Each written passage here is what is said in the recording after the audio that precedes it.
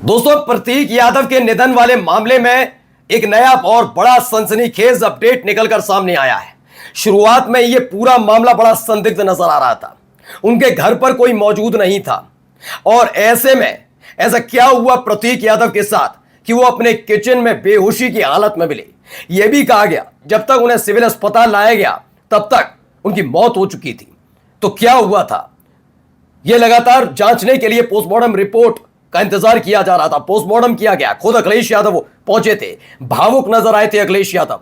और इन सब के बीच अब प्रतीक यादव के दोस्त ने जो दावा किया और जो शुरुआती जांच में निकलकर सामने आया, उसने इस पूरे मसले को और भी सनसनीखेज बना दिया है। क्या वाकई ये सब कुछ नॉर्मल नहीं है? क्या वाकई प्रतीक यादव के खिलाफ उनके घर में साजिश रची गई थी?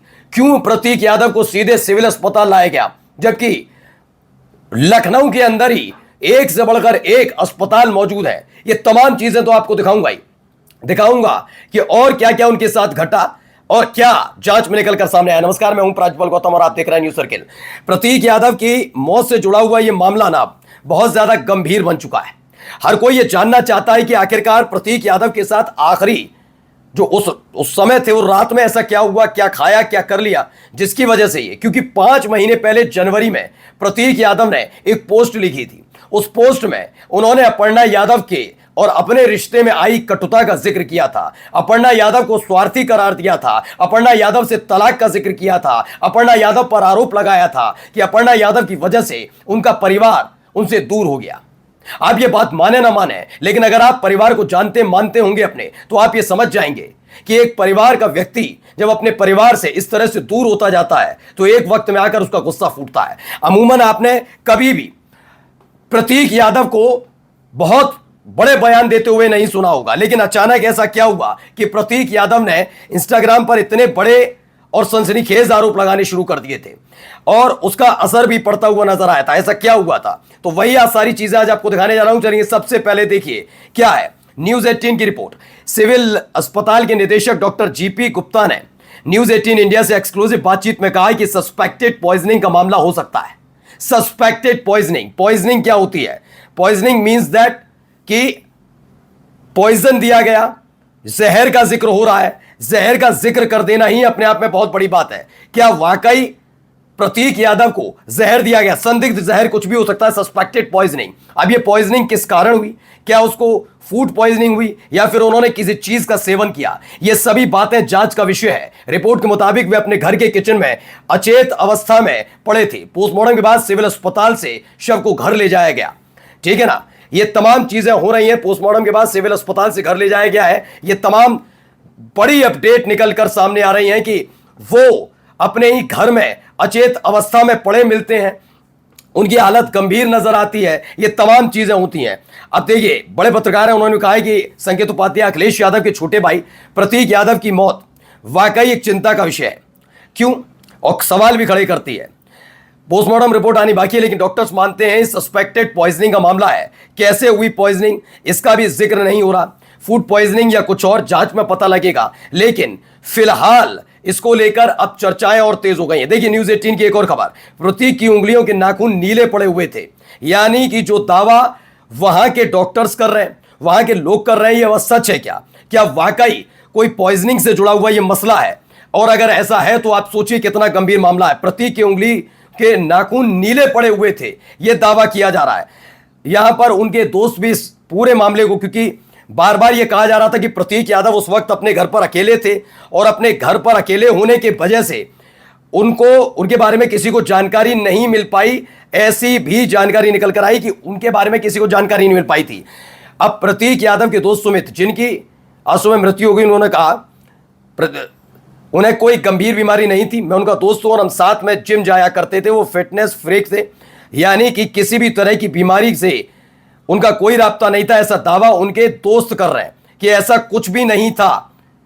किसी भी तरह की परेशानी का सामना नहीं कर रहे थे प्रतीक यादव। अब प्रतीक यादव की जो मौजूदा स्थिति है उसे लेकर भी कई तरह के सवाल खड़े हो रहे हैं कि क्या वाकई ये सब कुछ जैसा दिख रहा है या दिखाने की कोशिश की जा रही है वैसा ही है क्या, या अलग कुछ है? क्योंकि उनके दोस्त भी अब इस तरह का दावा करना, जांच रिपोर्ट से पहले डॉक्टर्स का ये दावा कर देना कि नहीं भाई, यहां जो दिख रहा है ऐसा नहीं, फूड पॉइजनिंग या फिर ये सस्पेक्टेड पॉइजनिंग का मामला हो सकता है। अब देखिए ये वीडियो उस समय की जब उनको ले जाया जा रहा था।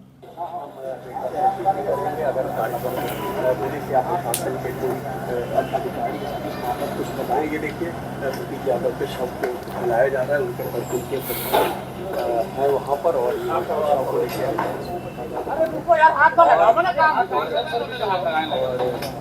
जैसा बताया गया है शव को पोस्टमार्टम वहाँ पे कराएंगे।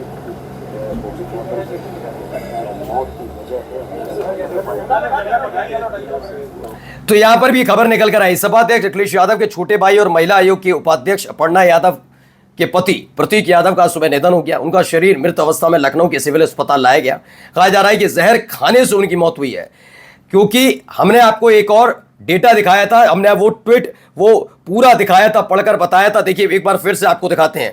इसको लेकर भी काफी चर्चाएं चल रही हैं कि आखिरकार इसका मतलब क्या है। ये सोशल मीडिया पर जो पोस्ट किया था ये जनवरी का जरूर है, लेकिन इसे लेकर बहुत सारे सवाल उठ खड़े हुए थे।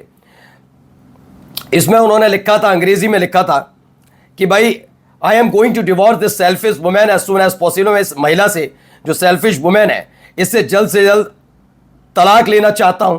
इस महिला ने मेरा परिवार बर्बाद कर दिया। ऐसा उन्होंने खुद प्रतीक यादव ने जनवरी में लिखा था। और जिस वक्त ये पूरा घटनाक्रम घटा, यानी कि वो अपने घर में बेहोशी की हालत में मिले, उस समय अपर्णा यादव भी मां मौजूद नहीं थी। She ruin my family ties. उसने यानी कि इन्होंने प्रतीक यादव ने अपनी पत्नी अपर्णा यादव पर आरोप लगाया था कि उसने मेरी पूरी जिंदगी बर्बाद कर दी, मेरे परिवार को तोड़वा दिया, मुझसे दूर कर दिया। ये सिर्फ मशहूर होना चाहती है।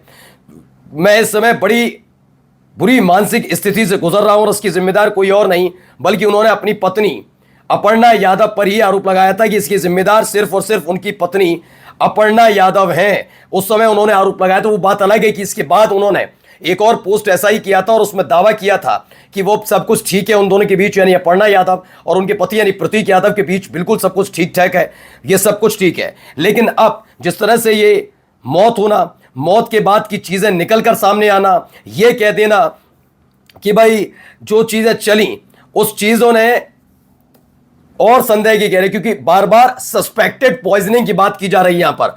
आइए एक और खबर क्या कहा अखिलेश यादव, चूंकि एनआई की बाइट है इसलिए मैं बता देता हूं।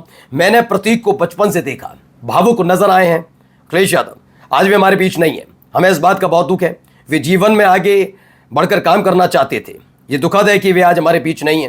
कानून और परिवार के लोग जो कहेंगे हम उसी बात को मानेंगे। हम कानूनी रास्ता अपनाएंगे। कानूनी रास्ते का जिक्र कर रहे हैं तो क्या अगला कोई कदम उठाने जा रहे हैं अपने भाई की मौत से जुड़ा हुआ?